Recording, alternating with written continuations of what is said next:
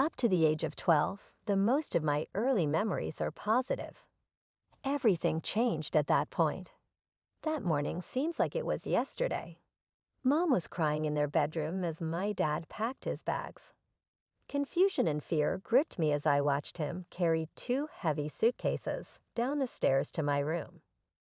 Nothing, no hug goodbye, no explanation. Just the sound of his car starting up in the driveway and the door closing. His silver Honda vanished down our street as I hurried to the window, expecting him to turn around, but he didn't. Later that day, I saw Mom in the kitchen, her eyes puffy and red from sobbing. Why did Dad leave? I inquired in the hopes that she might explain everything to me. I jumped when she slammed her coffee mug down. Because, Shayla, he's a horrible, self-centered person.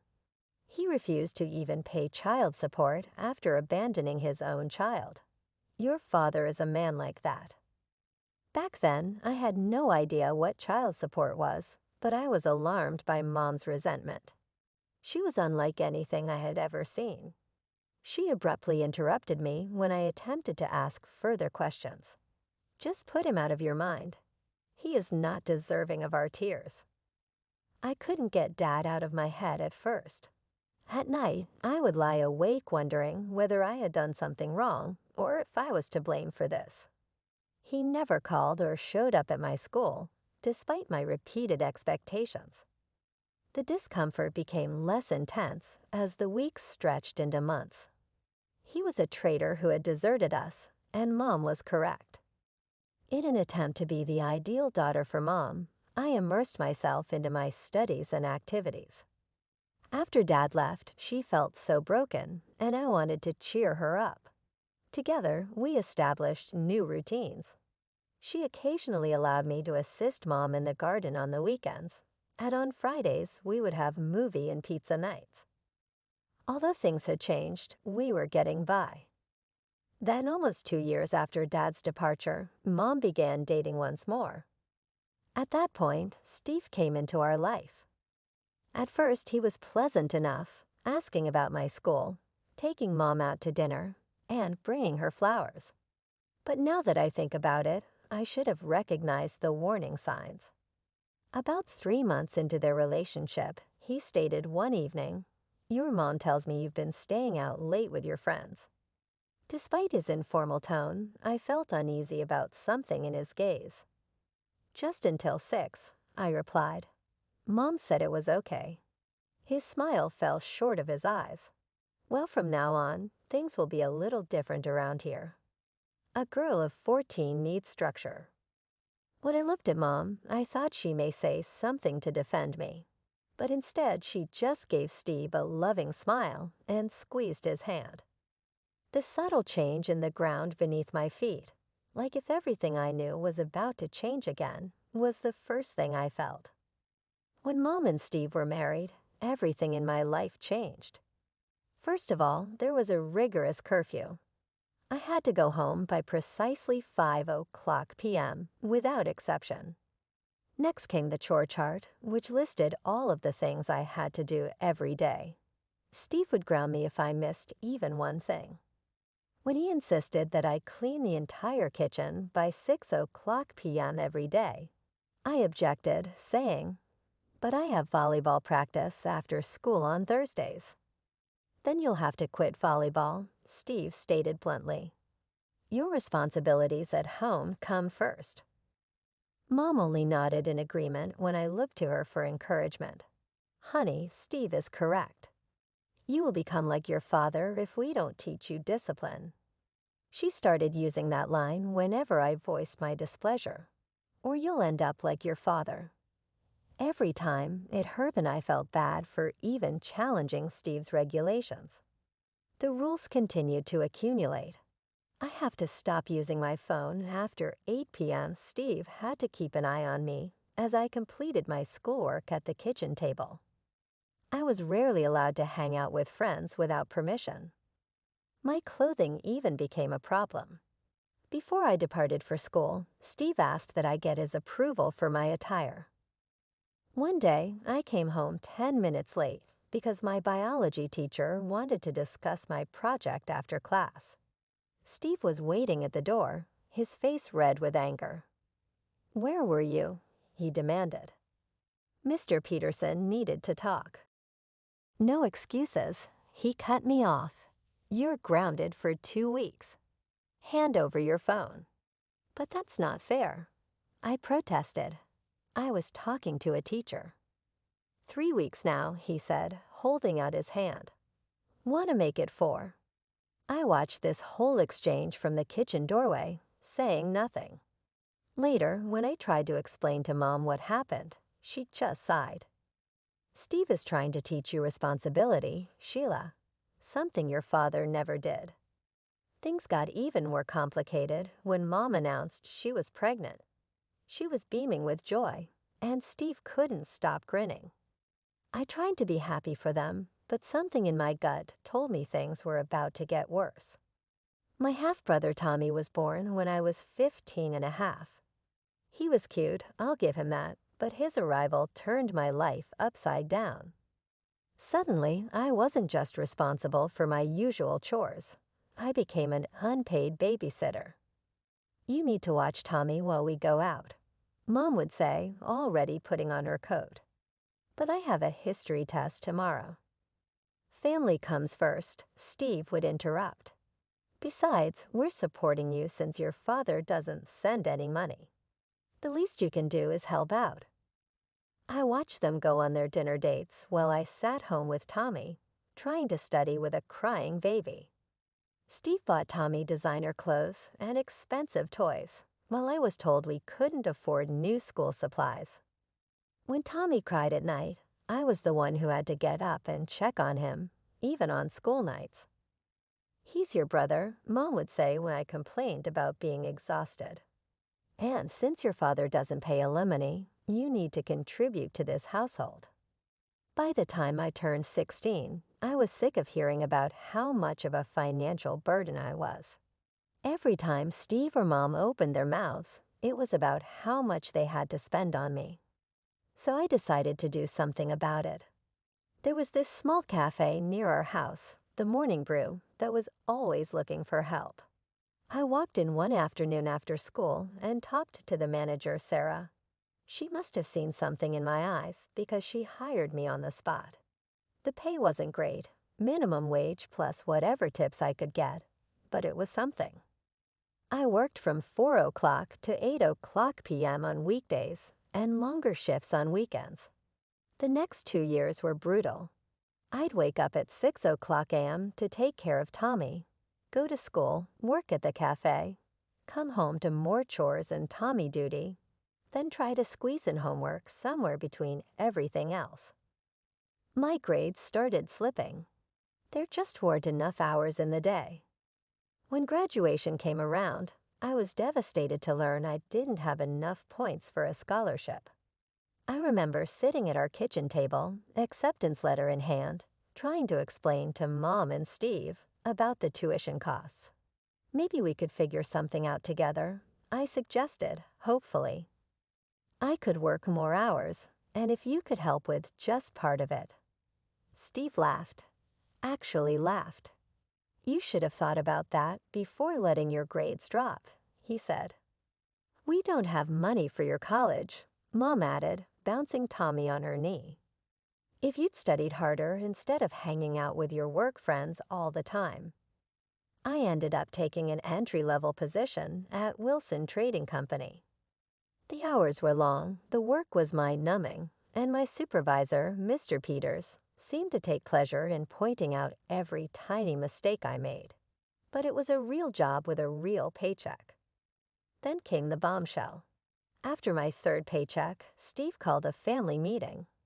"Now that you're working full-time," he said, "it's time you started paying rent." I stared at him in disbelief. "But I already give Mom money for groceries," I said. "That's for food," Mom jumped in. "This would be for your room, utilities, everything else." They had it all calculated, a number that would eat up almost half my monthly salary. I wanted to argue, to point out how unfair it was, but what choice did I have?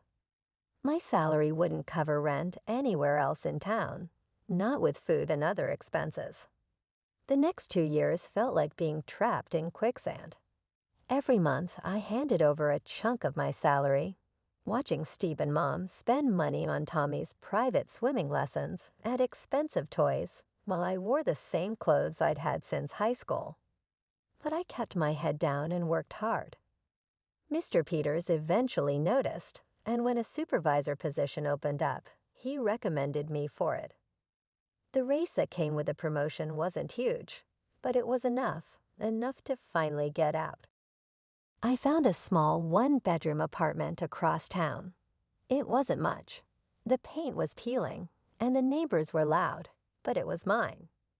The day I moved out, Mom barely looked up from helping Tommy with his homework. "Make sure you leave your key," was all she said. Living on my own wasn't easy. The apartment was small and needed repairs I couldn't afford, but at least it was mine. I kept working at Wilson Trading, taking every overtime shift I could get.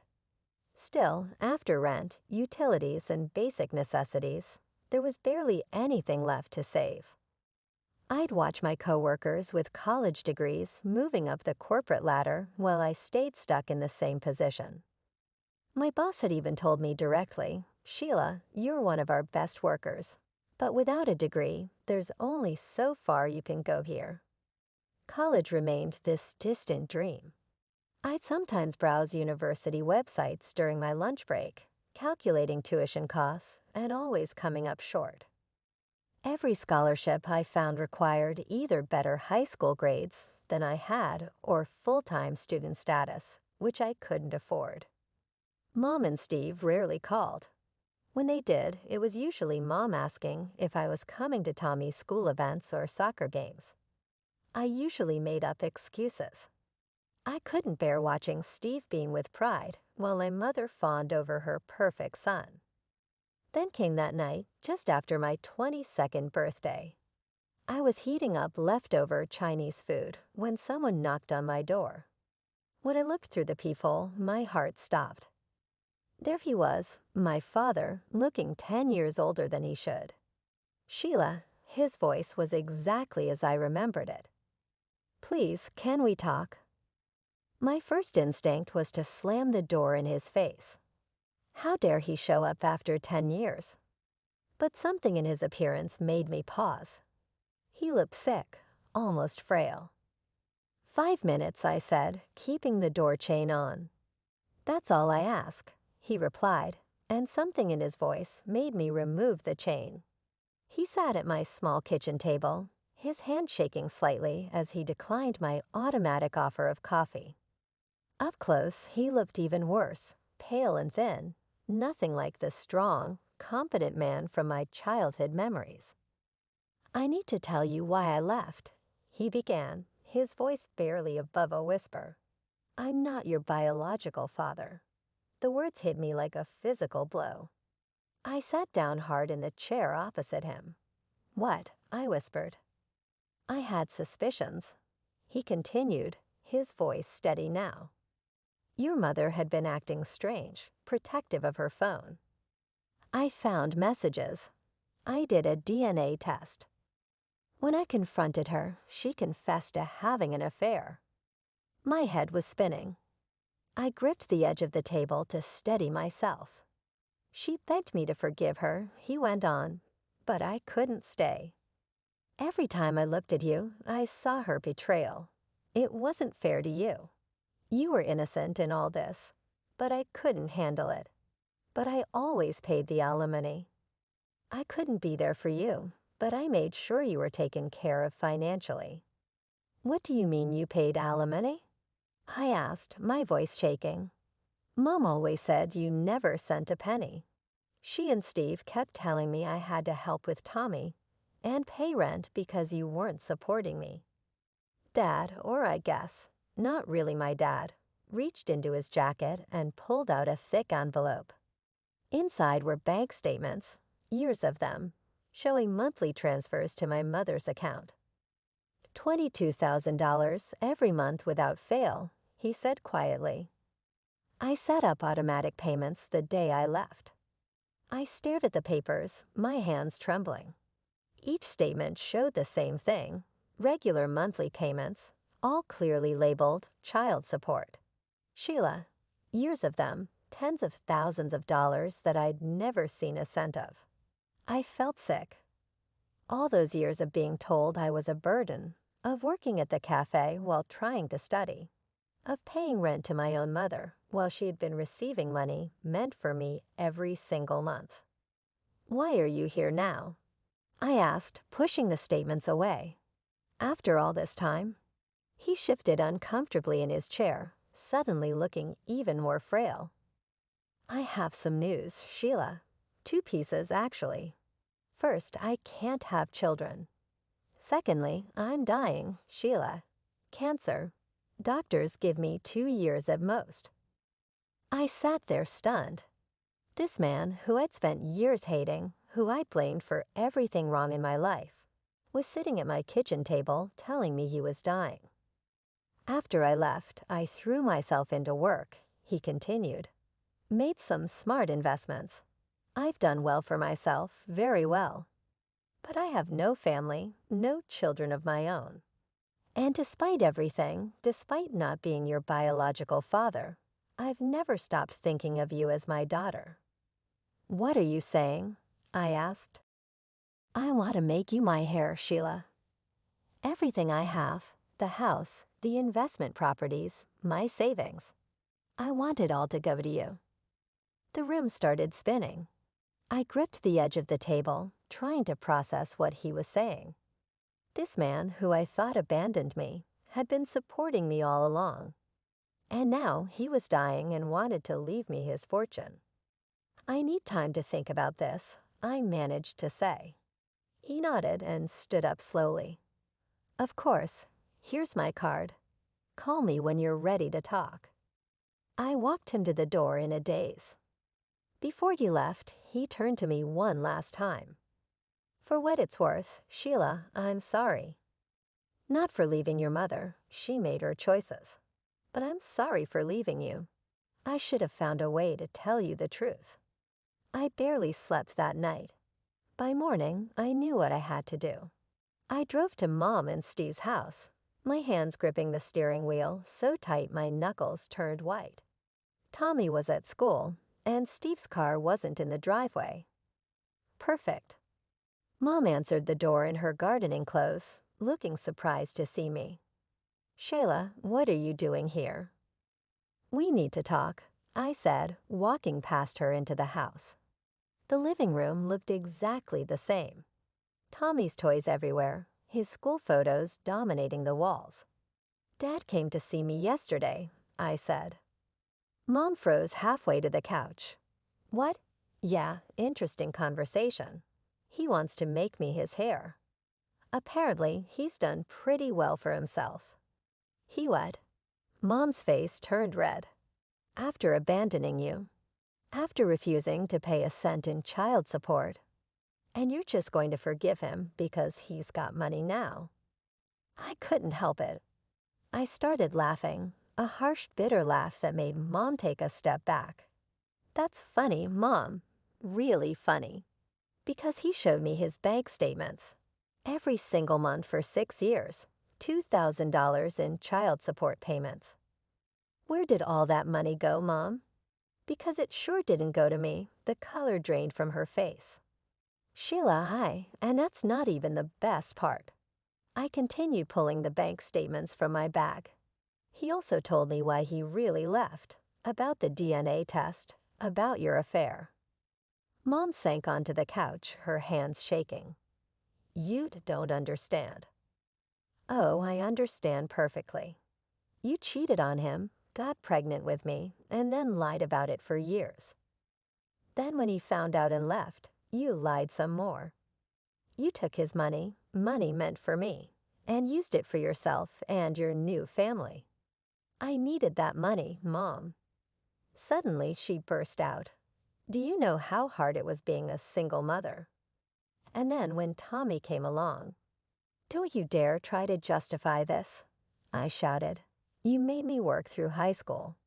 You made me pay rent. You watched me struggle to save for college while you had thousands of dollars of my money sitting in your account. Mom's shock transformed into anger. I raised you. I took care of you. And now you're going to side with him because he's dangling his money in front of you. Side with him. He might not be my biological father, but at least he was honest with me, which is more than I can say for you. She stood up, her face hard. If you accept his money, we're done.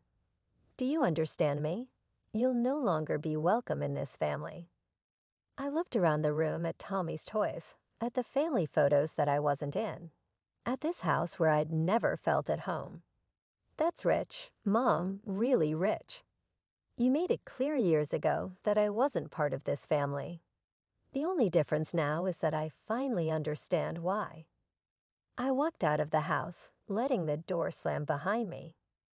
Mom didn't try to stop me.